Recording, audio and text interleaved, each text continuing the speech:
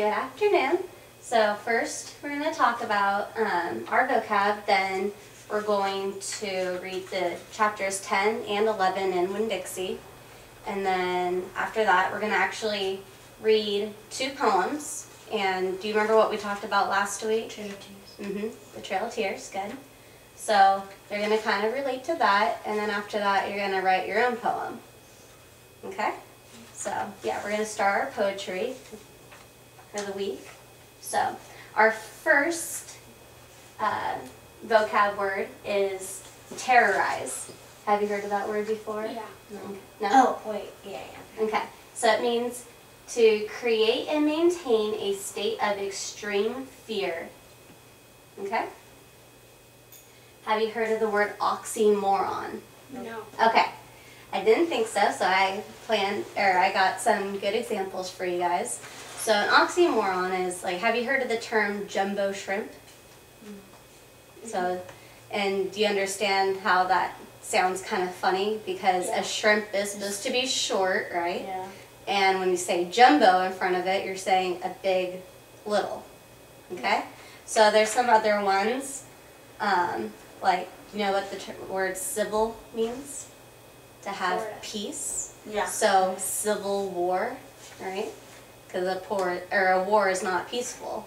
So it's considered an oxymoron, or a fine mess. Because fine's supposed to be, you know, everything's good and then it's a mess. Or a little big. Have you ever heard that term before? Like the dog is a little big, right? What's another good one? Bitter sweet, right? They have that on chocolate chips. So those are all considered oxymorons, okay? And then the next 3 terms are poem terms. So next we have motive, okay? And that means a distinctive feature or dominant idea in an artistic or literary composition. Okay? And then we have theme, which is the subject, or have you guys talked about theme before in your classes? Yeah? Okay. So, you know, the subject of talk or a piece of writing or a person's thoughts, so basically a topic. And then tone. Have you guys talked about tone before? Okay. So, the general character or attitude of a place or a piece of writing or situation. Okay? So let's go ahead and start reading. And you have your story maps out. And we're going to do the same thing as last time. Each chapter you'll fill out a different one. Okay? So.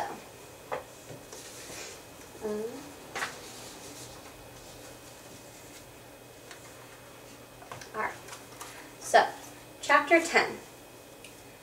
I told Gloria Dunn everything. I told her how me and the preacher had just moved to Naomi and how I had to leave all my friends behind. I told her about my mama leaving, and I listed out the 10 things that I knew about her. And I explained that here in Naomi, I missed my mama more than I ever had in Wally. I told her about the preacher being like a turtle, hiding all the time inside his shell. I told her about finding Winn-Dixie in the produce department and how because of him I became friends with Miss Franny Block, and I got a job working for a man named Otis at Gertrude's Pets and got invited to Sweetie Pie Thomas's birthday party. I even told Gloria Dump how Dunlap and Stevie Dewberry called her a witch. I told her they were stupid, mean, bald-headed boys, and I didn't believe them. Not for long, anyhow. And the whole time I was talking, Gloria Dump was listening. She was nodding her head and smiling and frowning, saying, and is that right? I could feel her listening with all her heart, and it felt good. You know what? She said when I was all done. What? Could be that you got more of your mama in you than just red hair and freckles and running fast. Really? I said. Like what? Like maybe you got her green thumb. The two of us could plant something and see how it grows. Test your thumb out. Okay, I said. What Gloria Dunn picked for me to grow was a tree. Or she said it was a tree. To me it looked like a plant, more like a plant.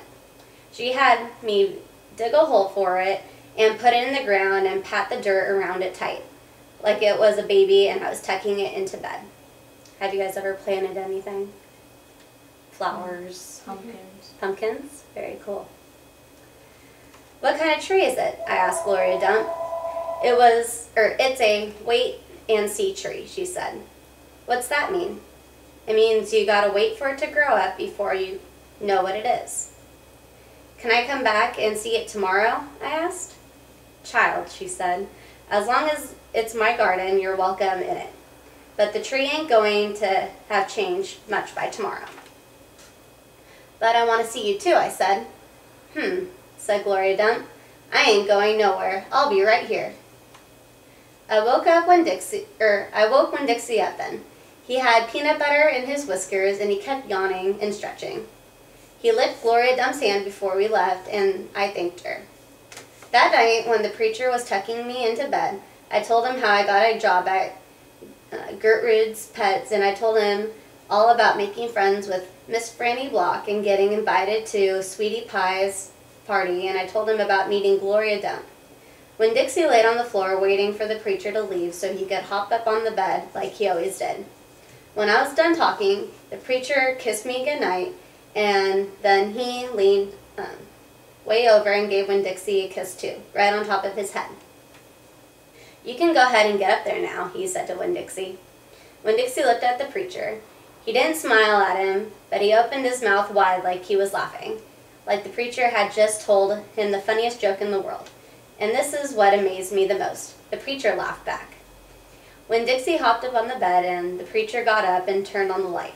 I leaned over and kissed Winn-Dixie too, right on the nose, but he didn't notice. He was already asleep and snoring. Do you sleep with your dogs? No, not allowed to. Chapter 11, so go ahead and... I didn't have a problem with it. Yeah, it's okay. Sometimes there's not a problem in every chapter.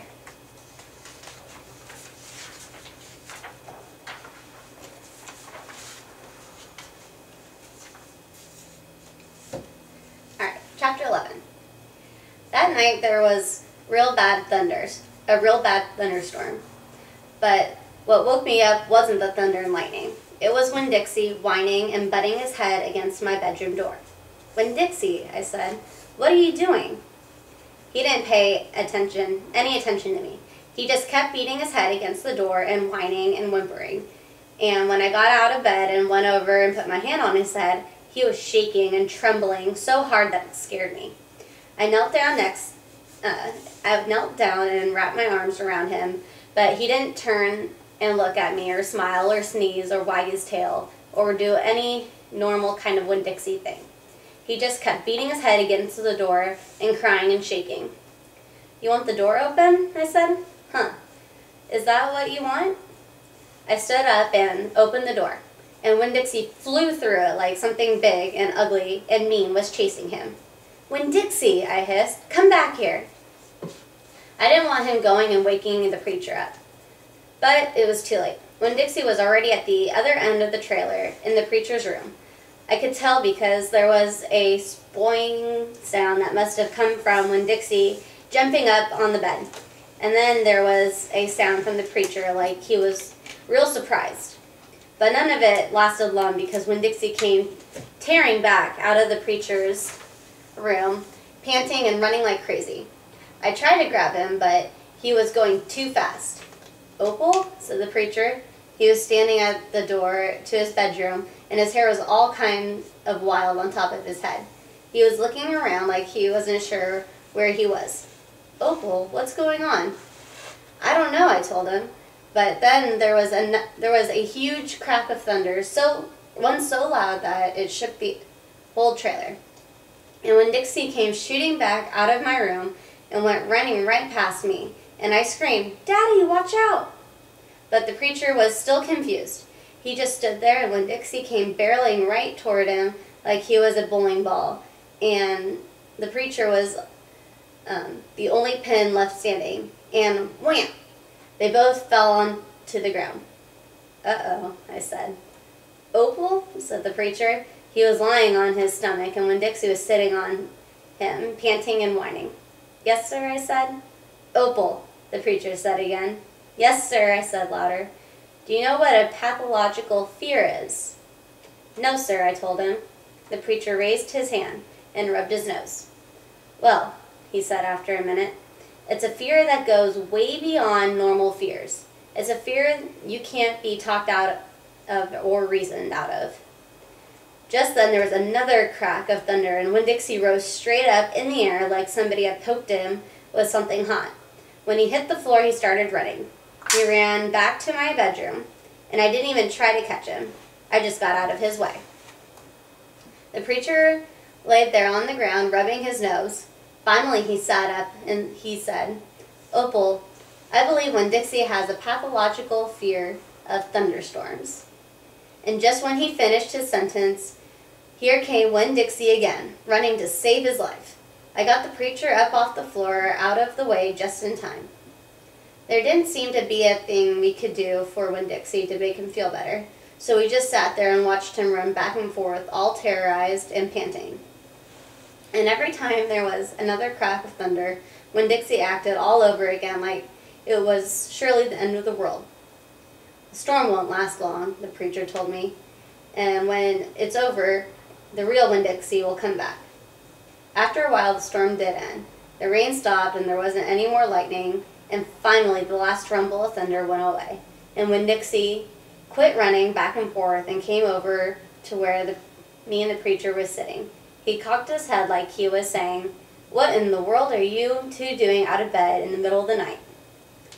And then he crept on the couch with us in a funny way he has, where he gets on the couch an inch at a time, kind of sliding himself into it, looking off in a different direction like it's all happening by accident. Like he doesn't intend to get on the couch, but all of a sudden, there he is.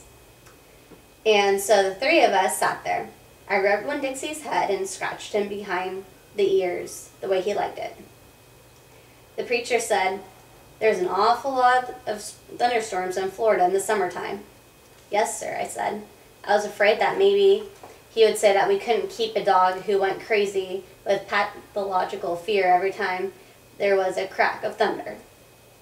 We'll have to keep an eye on him," the preacher said. He put his arm around Winn-Dixie. "We'll have to make sure he doesn't get out during a storm. He might run away. We have to make sure we keep him safe." "Yes, sir," I said again. All of a sudden, it was hard for me to talk. I loved the preacher so much. I loved him because he loved Winn-Dixie. I loved him because he was going to forgive Winn-Dixie for being afraid. But most of all, I loved him for putting his arm around Winn-Dixie like that, like he was already trying to keep him safe. Okay? So, do either of you have a big fear?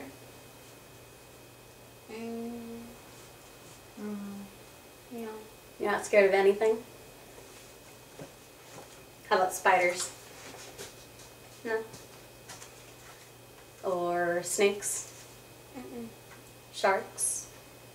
Sometimes. Yeah. Okay. Alright, go ahead and flip your paper over real quick when you're finished writing.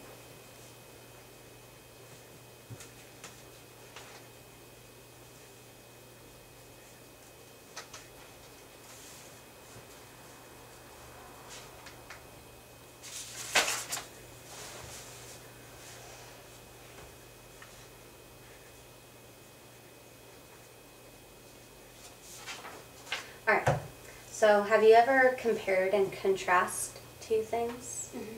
Yeah? Okay. So, I want you to compare and contrast Gloria Dump and Opal. So talk about things that they have in common and things that they don't have, that they're the opposite on.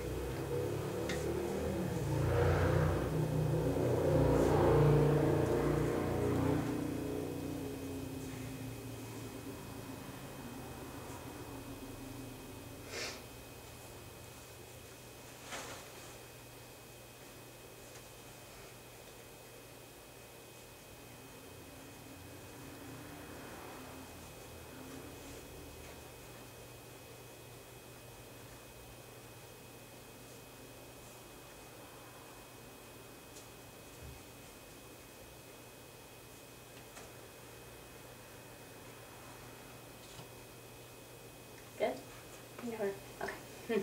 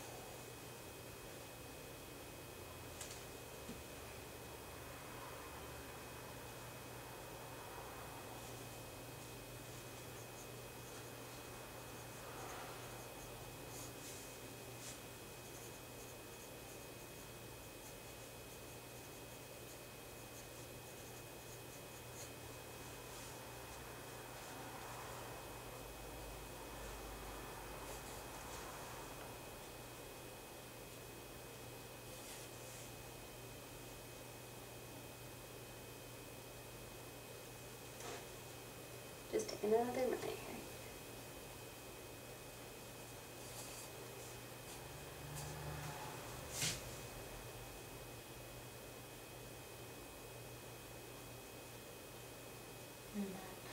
You done? Okay. And then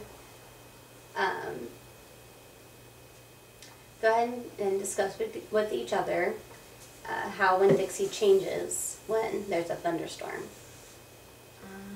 He's like a lot more hyper than normal. Like he's running around and he looks a lot more frightened and he doesn't like smile or like sneeze as often.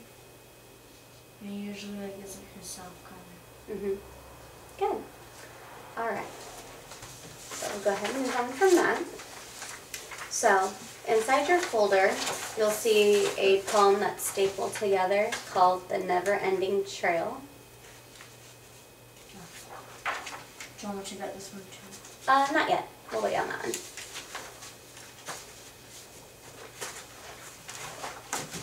Alright. So I'm going to read this poem to you. I want you guys to listen for the tone in the poem. And you remember what tone is, right? Okay? And try to think about what story is being told. Okay? Alright.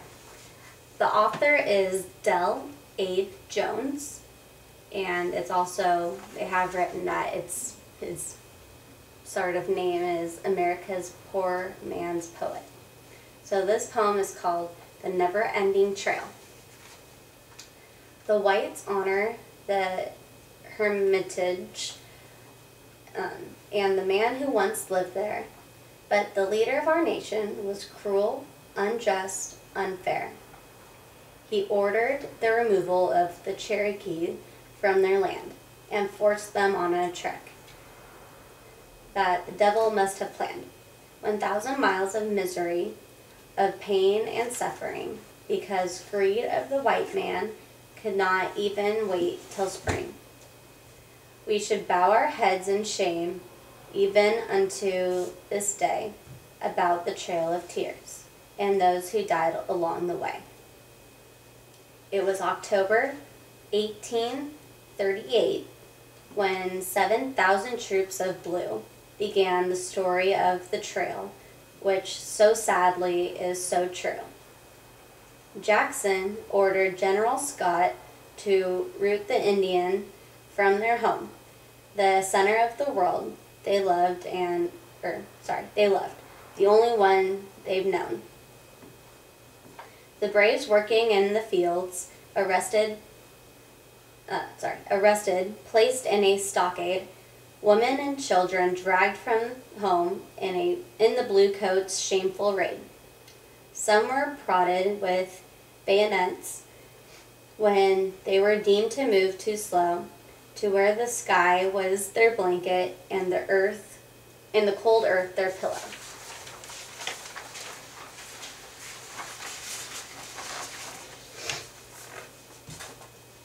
In one home, a babe had died sometime in the night before.